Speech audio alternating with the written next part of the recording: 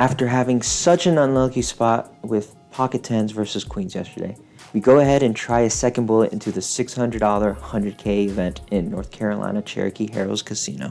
It's the next day and we're excited to give this thing a second fire. Now, I know the title of this video gives hint to the fact that I probably won't be making a deep run in this thing, but if I just showed you guys my winning deep runs, I'd make it seem like I never lose in poker, but poker is not that easy. Nope, poker isn't some smooth sailing boat that makes you thousands of dollars. I typically just try to play as GTO as possible, but I'm not for sure the best or the most profitable poker player out there. So ultimately, I'm here to just document my journey and show you guys the reality of being a poker professional, especially a tournament poker pro, if you know what I mean. Anyways, let's begin.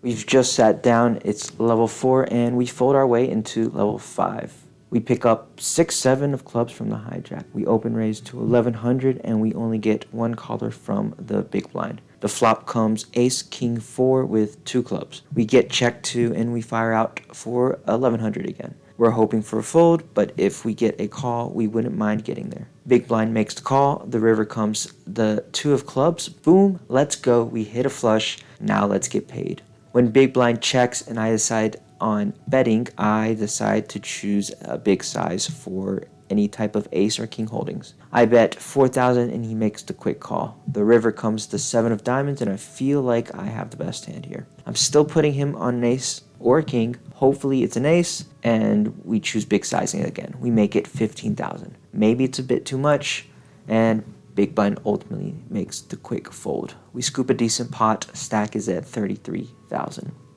The next significant spot we get into is when we pick up queen jack of spades from the button. Stack is still at 33,000 and it's level 5 with blinds being at 500, 500, 300. We get an open raise from the hijack to 1200. It folds to us and sometimes we can raise here, sometimes we can flat. Looking back, I wish I had taken the aggressive route, but we just go with the flat call this time. Big blind makes the call as well. 3 ways to a flop comes 6, 7, 8 rainbow. Big blind checks, hijack checks, and I check back as well. The turn comes the ace of diamonds, we all check again. And when the river comes the queen of clubs, I beat some hands. So when big blind checks, hijack fires 1800. I'm kind of sus and I ask if he really checked back an ace, which would be a good play because I go ahead and pay him off. Hijack shows ace 3 of clubs and I just move on from that one.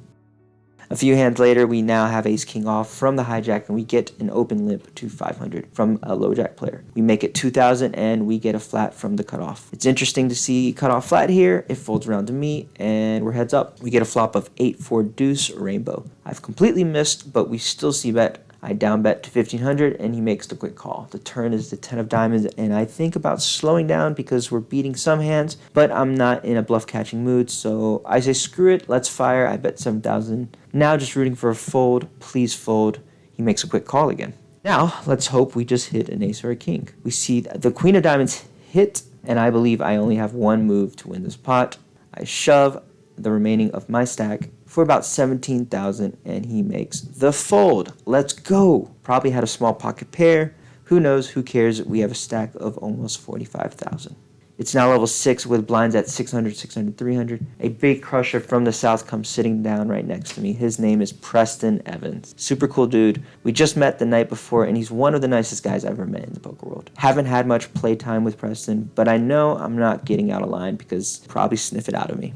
So with that game plan in mind, I pick up a hand in the hijack with ace jack off. We open it up to 1300 and Preston to my direct left 3 bets to 3700. Wow, okay. He's here to play. He just sat down and he's 3 betting. I'm definitely a little sus and my first thoughts are to 4-bet shove my ace jack off here, but maybe I'm getting out of line doing that with 40 bigs in my stack. I felt like shoving was a bit steep and I know if I just call against Preston, he'll probably bet me off if I do not hit my hand. So I just decided on folding here. Not 100% sure about this spot. I tend to find myself in sticky situations with ace jack off a lot.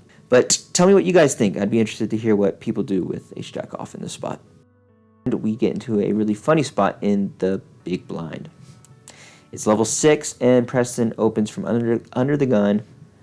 And we get calls from the cutoff, the button, the small blind, and I'm in the big blind with king 6 of clubs.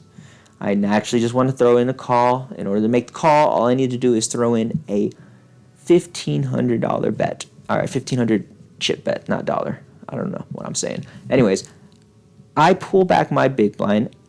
That's an orange and a blue chip. All I needed to do is throw in 1,500 into the pot, and for some reason I grab a gray and a blue chip, which threw in a bet for 5,500. And as I'm pulling back my big blind, I make the wide eye face. You know, that face you make when you make a big uh-oh. I'm internally freaking out and think about saying something. But the dealer has already made the call out of the raise, and I'm just shitting my pants now. I'm praying for the fold, and I hope no one saw or felt anything. After a few seconds of agony, once Preston makes the fold, I feel a bit of relief hit my chest, and ultimately I see everyone slowly getting out of the way. Oh my God, this actually is working out. But then, when it gets to the button, and yes, with action behind, the player on the button gives a little speech. So last time somebody made that bet on that seat, it was a misclick, and they got stacked. He inferred that I might have misclicked my bet, and I'm sitting here thinking, oh my God, how the heck does he know he's going to shove? Oh my God. And yeah, he ends up folding. I say to myself, what? And we win a nice pot by mistake. Let's go. That was a fucking misclick. It was a misclick, That was a misclick. right? Oh no. That was a totally complete misclick. Holy shit. I meant to throw in I meant to do that.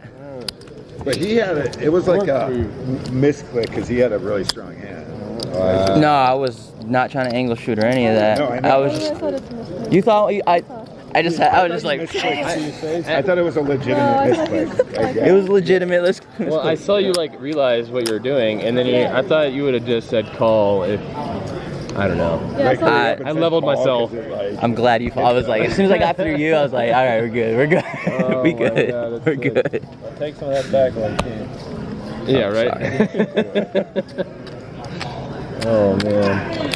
I mean, that was what that's sick. Too. It was that exact. After 30 minutes of small action, losing a few small ones and winning a few small ones, we pick up an interesting spot against Preston again. We're under the gun, and we pick up Jack 10 of clubs. Blinds are 800, 400, and I open it up to 1,700.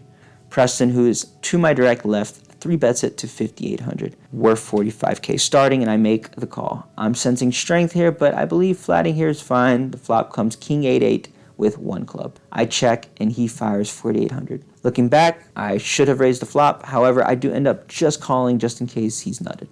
I feel like his c-betting range can consist of lower pocket pairs, and floating here with the backdoor draw isn't the worst. The turn comes the 2 of clubs, and honestly, this card is beautiful for my hand. I prefer the 9 of clubs, but just having this backdoor flush draw was enough for me to plan on check shoving this turn. So when I check back, I'm praying Preston's bet small again, and when he checks back, I'm like, crap, plan ruined. He's definitely on a small pocket pair. I don't think this is how a king will play, so how do I win this pot? Let's get out of line. All right, time to rip the king. I throw a bet of 10,000, and I'm really trying to make it look like I have a king, you know?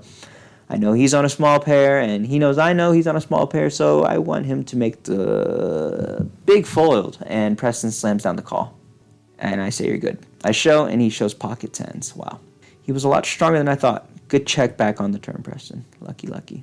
Didn't I say I wasn't going to get out of line against him? Oh well.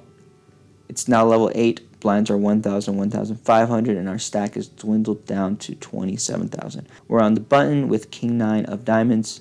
We're folded 2, and I open to 2,100. Small blind folds, and we know that the big blind player shoves light. We've seen it, so when big blind does opt on shoving her 20 big blinds, we make the light call off with King 9 of diamonds. Let's see a run out. I think it's a punt. Oh shit.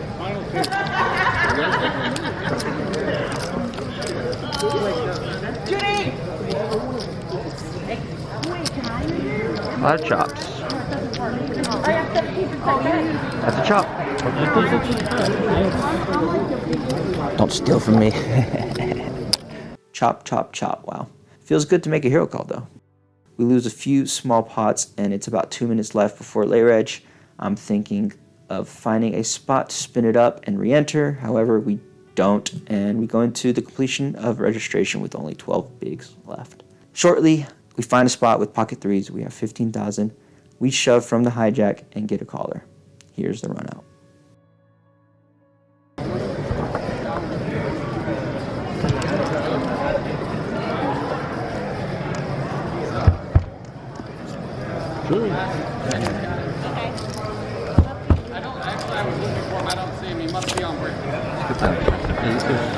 All right, we're done for today. We played some pretty good poker, to be honest, so I'm pretty happy about how we played. But it is the end of our journey here in North Carolina. We have a flight tomorrow. You know, we put 2 bullets into the main, 2 bullets into the 600, and we just couldn't find a spot. But we did get a lot of good content for it, so we'll be posting that. But that's the poker journey, man. You just have to run good, and if you don't, you just have to deal with the variance. So tough. I think overall this trip we're gonna be down about 4,000.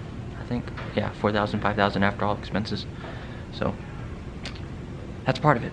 So we'll just go on to the next. I think the next one's gonna be in either Tunica, Mississippi, or Durant, Oklahoma. So we'll see you there. Anyways, peace.